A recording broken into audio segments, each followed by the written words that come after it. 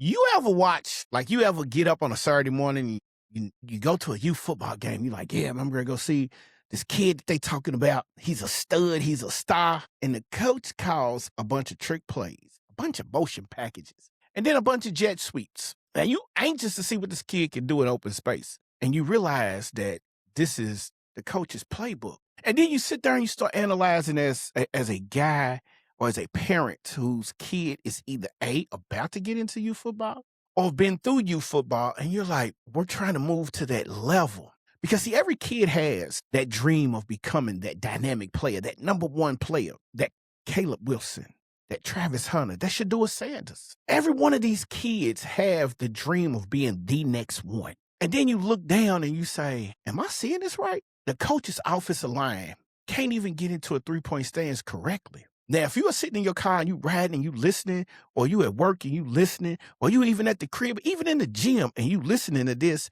or watching this, say it with me. I have. And it's so freaking painful. We got coaches who only know sweet right, sweet left. We got coaches who are out here running RPOs with 12-year-olds who haven't even learned how to fall off the football yet. Running spread formations with kids who don't know how to read a defense. I've seen coaches install a whole air raid offense when half the kids don't know how to catch the perfect spiral. But yet and still you look on the sideline and that coach is over here. He's draped out, dripped up. Every parent is walking around, got their head stuck in the air because it's their kid that they want to see. Everybody's coming to see this kid. But yet, in order for this kid to be an even better success, the whole team has to function like a team.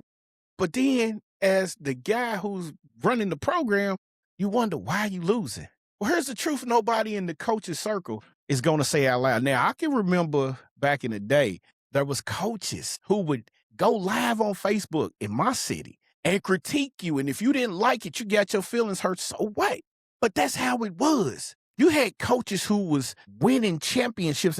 And listen, never chase kids. The kids chase that program. I say it again, never chase kids, but the kid chased that program. But again, the one thing they're not going to tell you, even your buddies, they're going to laugh with you, they're going to joke with you, they still ain't going to tell your ass. You cannot Madden your way through the whole entire season. In Madden, you can run a glitch play every down and win a Super Bowl. That's Madden. On a real field, with real kids, with real fundamentals, because you have to understand, when you're on a real field with real kids who have real fundamentals, this is what wins football games. And more importantly, this is what builds the players up. Now, I'm not bashing coaches because if that's all they know, that's all they know. But you got to be able to understand the game. There's a coach right now. A lot of people have critiqued him. Why? Because he has gone out and literally whooped people's behinds with kids nobody else wanted. And everybody wants to holler about, man, you doing it. I've never seen that guy go out and recruit a kid the way I see most coaches go recruit kids. Today, we got to get back to the basics, man. Because some of these coaches have great intentions, but two things is making their teams not either win the championship or get caught up in the BS that goes on out here in the streets. And I'm not talking about violence and things like that. I'm talking about the going back and forth. See, if you're trying to build a program in youth football, you got to do two things. As a coach, you got to be fundamentally sound. And as a player, you got to make sure your players are fundamentally sound. So again, we're going to get back to basics. The ones that actually work, the ones that build programs, and not just the ones that win seasons. See, in my area, there was teams out there, programs, let me say that, programs that did their thing. Back in the day, it was the Yellow Jackets, the Rams. That somewhere along the line, it became the Yellow Jackets, the Rams, the PCC Bears. Now, we're talking in my neck of the woods, because you had other teams out there, Middletown and Linden and the Lobos, Heights Point. But where I lived at, you had the Yellow Jackets, the Rams, the Jets. And then as time grew on, you had the Louisville Raiders, the Louisville Fire, the Louisville Colts, Broncos. These are programs. These was clusters that became programs. And again, we're going to get back, so stay locked in, because I need you to understand this, because this intro is a tad bit longer than the normal ones that you're going to get. Because when you're talking about building a program, when I was coaching over at the Louisville Fire, I watched two programs. And then I went to our cluster president and I told him, that's what we got to do. We didn't steal the idea. We just gave it our version of what we needed to do to become one of the elite programs. And that's what we did. So this is for the real ones. This is for the ones who understand exactly where I'm coming from. No matter what city you in, you got those coaches who can coach, and then you got those coaches who sit up at night and play Madden and say, oh, we're going to put this in before the game. That's the ones I'm talking about. Let's get to it. Hey, yo, what's good, everyone? Welcome back to the Coach's Corner, the show built for new coaches who are done sitting on their gifts and ready to build their legacy coaching career. I don't care if it's high school or youth football. You can build a legacy because once you get immortalized in your neck of the woods, nobody can take that from you. Now, I'm your host, Mr. Tony Porter, your coaching strategist and legacy builder.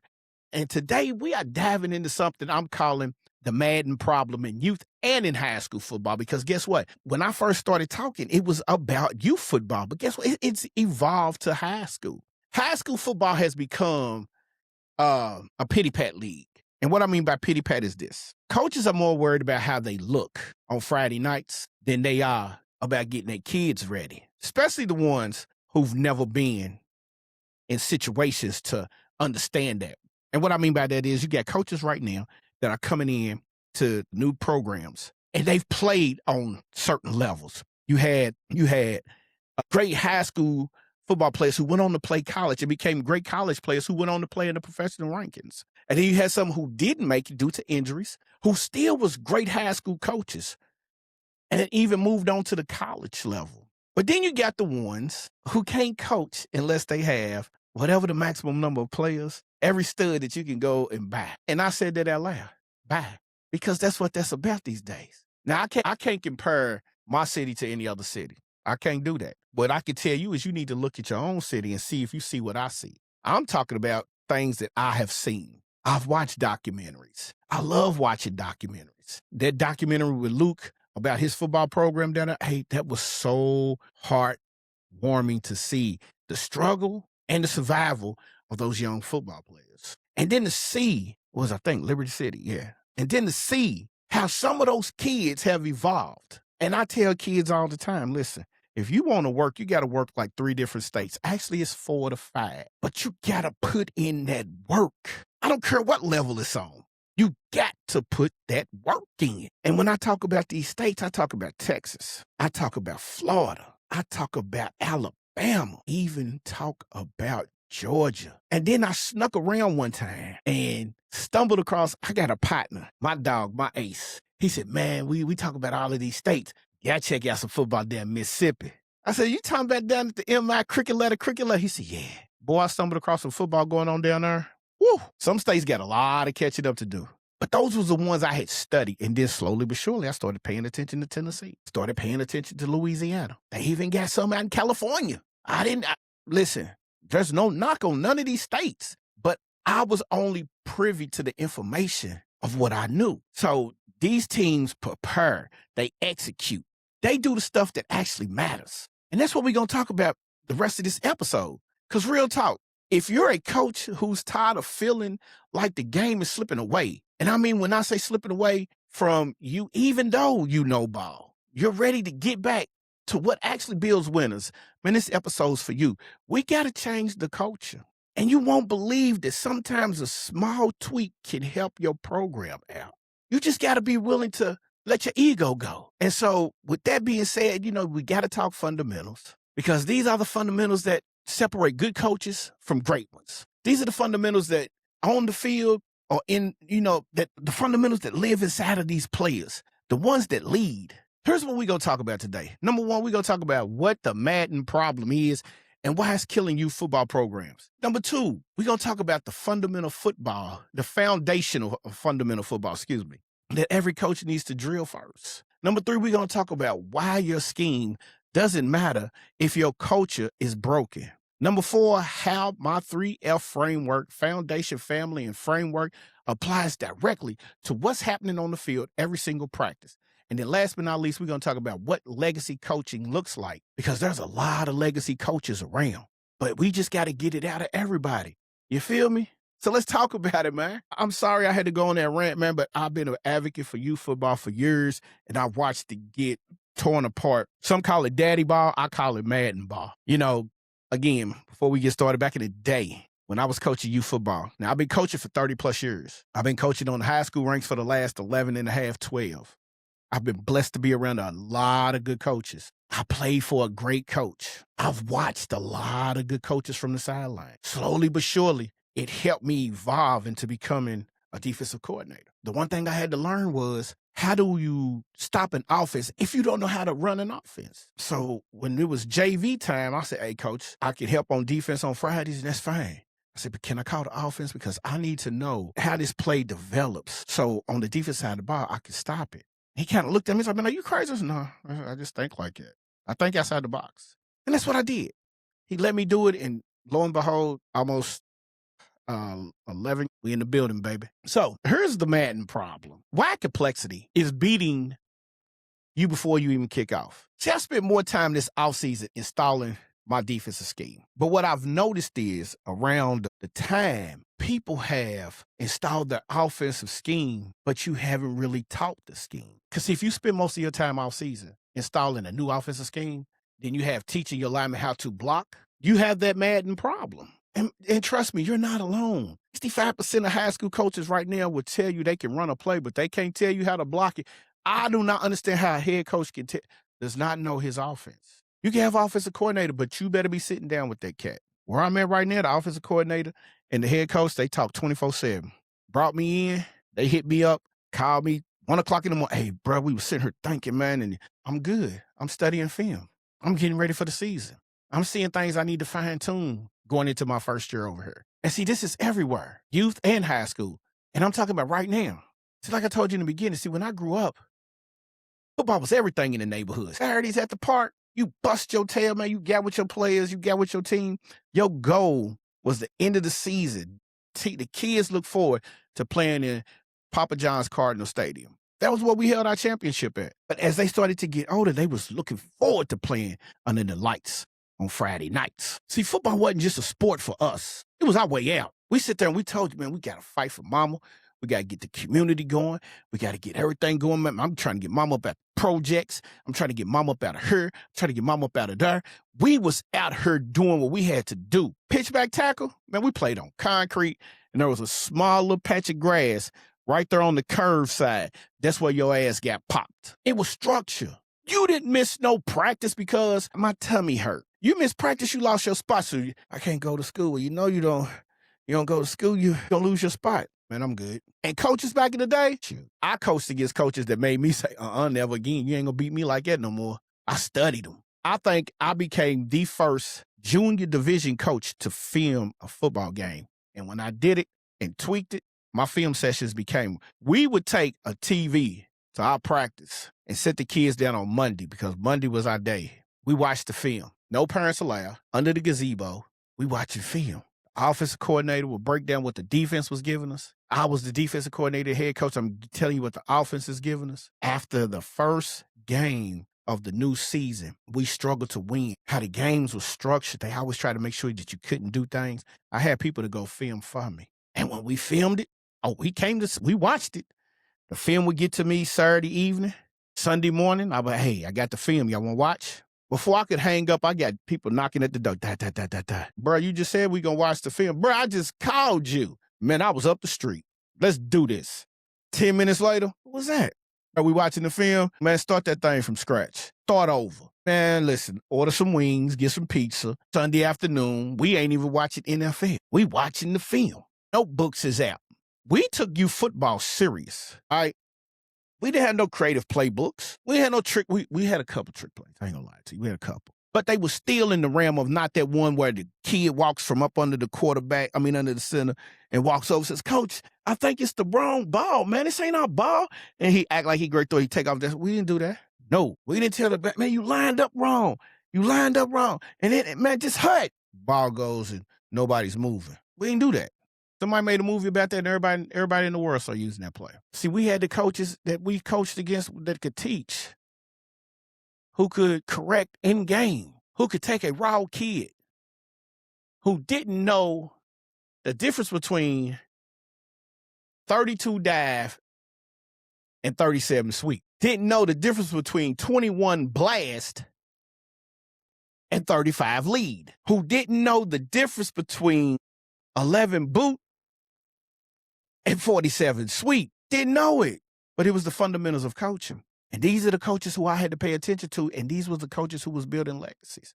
The Sean Donigans, the Maurice Marchmans, the Coach Dex from the Broncos, the Johnson brothers at the Packers, Coach Woody. And that's just to name a few. You had the PCC Bears with Coach Rico and his staff, the Rams over at Flat J with Jermaine and the other Jermaine and all of the great. Man, listen, one coach that killed me out every time I played him, and when he became an ally boy, he was the best book you could have, the best mentor, and that's Coach Frank.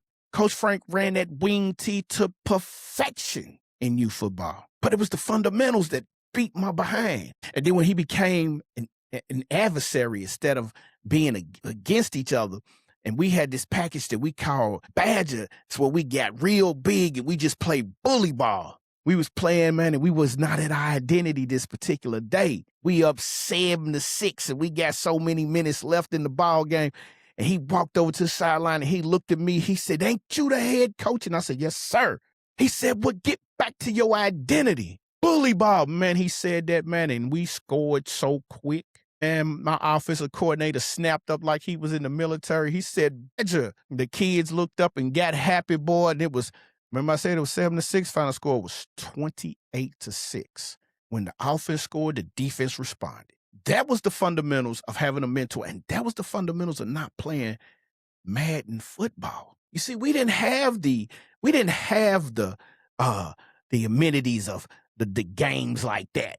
I had 12 and 13-year-olds. I had kids who was on their way to high school. I probably had one of the best backfields in youth football you ever wanted to see. I had a bruiser like a Larry Zonka and this kid named Jacob Bosco. And we had this other kid, he was super talented, named Cortez Thomas, and I tell you what happened. People was coming at Cortez because he used to play for him. They was like, "Come on, Cortez, we'll do this for you, da-da-da-da-da-da-da."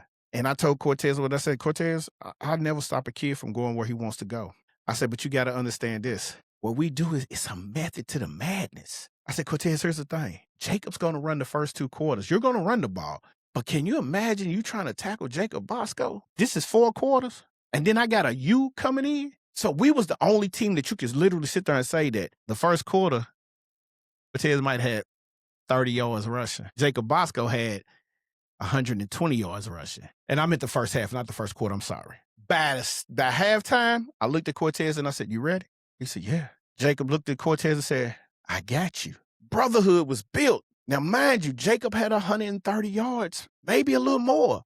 Cortez had 30. Cortez finished the game with 145 yards. Jacob finished with 150. And the only reason why he got 150 is because we fumbled the snap from center. He picked it up and rumbled for 20 yards. We never gave the ball to Jacob again in the second half. You know why?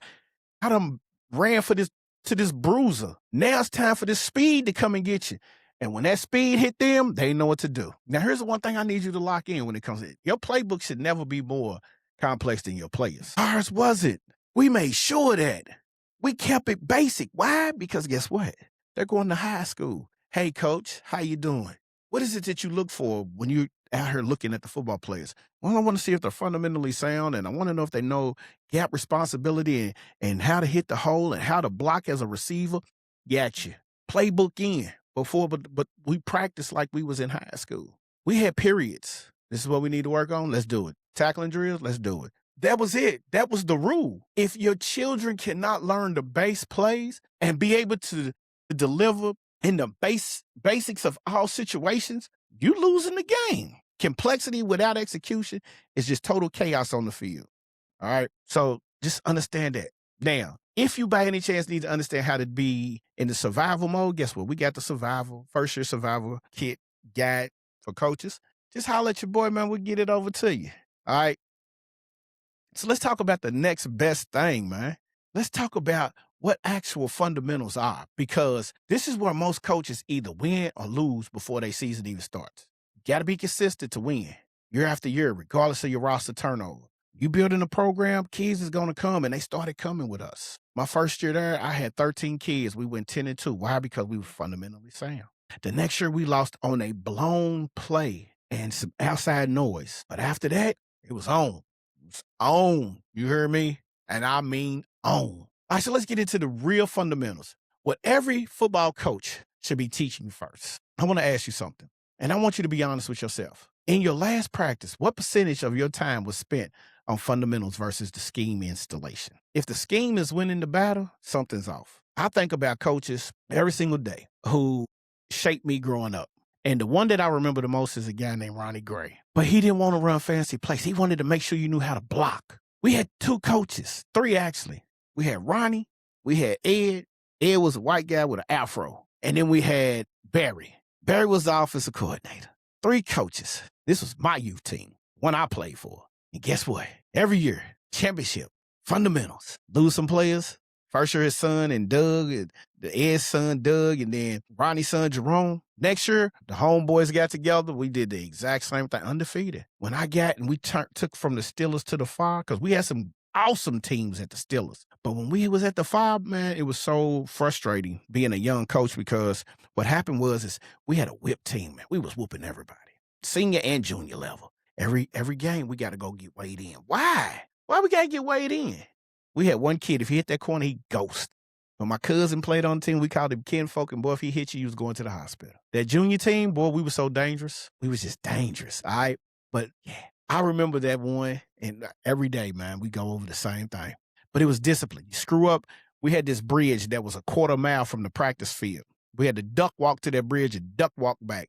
Boy, I hated him for that. Made me a better coach, better player. Went on to play for one of the greatest high school coaches in Kentucky history, that's Bob Redman. Played on one of the best high school teams ever, man. Shout out to the NOWs, the Dirty 30. If you listen to this, you would know this. But by the time I got to week 1, that routine was automatic. We knew what we had to do. We knew how to line up. We knew how to fire off the ball. We knew where the play was going. That's how we won ball games. And everything with that coaching staff as a kid was non-negotiable. As I started moving up and wanted to coach this game, it was non-negotiable. We started with stance and starts, first fundamental. And I know you're like, well, that's only for the linemen.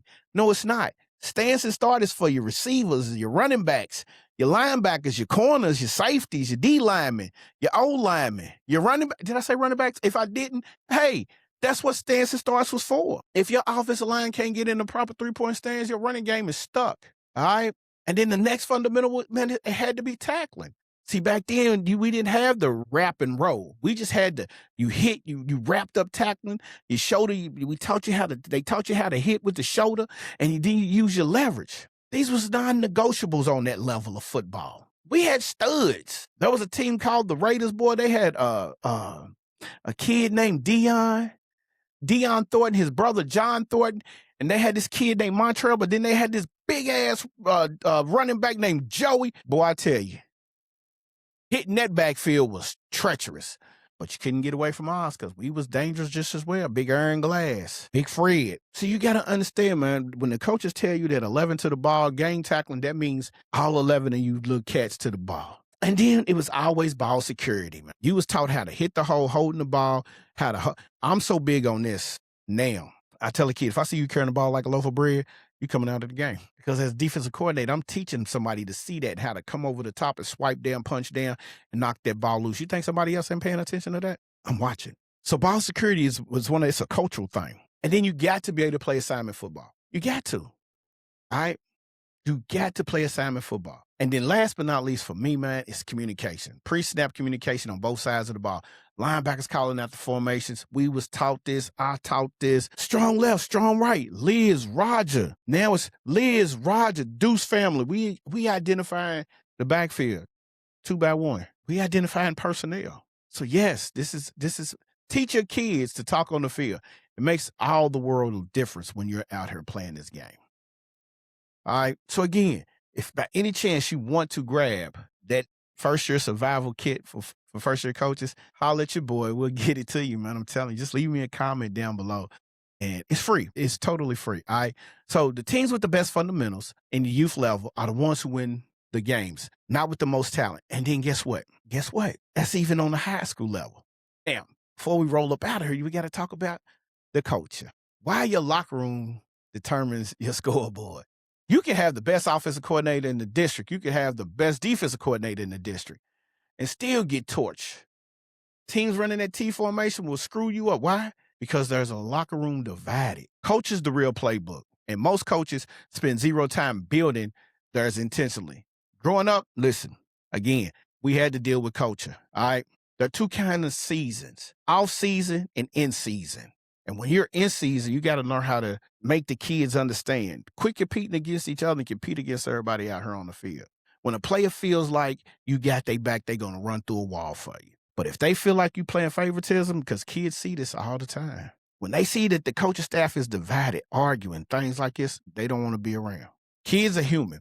I was telling one of my players I'm getting to know, I was telling him the other day, I said, hey, listen here, man, I'm not calling you out. I want you to understand, I'm trying to build your confidence. Take the word I can't out of the vocabulary and keep working at it. It's your first time doing this? Yeah, you'll be all right. 2 more times in, I looked at him, he looked at me. He didn't want to acknowledge because he didn't want the kids to feel like he was soft. We walking off the field, he said, Coach, can I holler at you? I said, yeah. He said, appreciate you. Nobody's ever taken the time. I said, bruh, I don't coach like everybody else, okay? I just want you to understand it. I don't coach like everybody else. I coach this game because I want you to be successful. I don't live through you. You live through you. You live through your family. You want to make your family proud. My family's good, all right?